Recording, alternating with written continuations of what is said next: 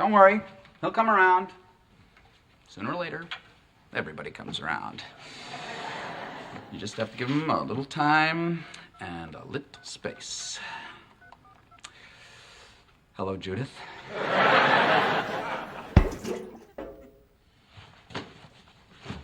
What's in the bucket? Chum. What? Bait. I went down to the bait shop and asked them what seagulls like to eat. For keeping them? No.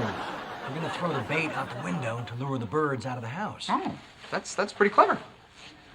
Yeah, it's a variation on something I do with women in tennis bracelets. Hey, Uncle Charlie, I made this for you.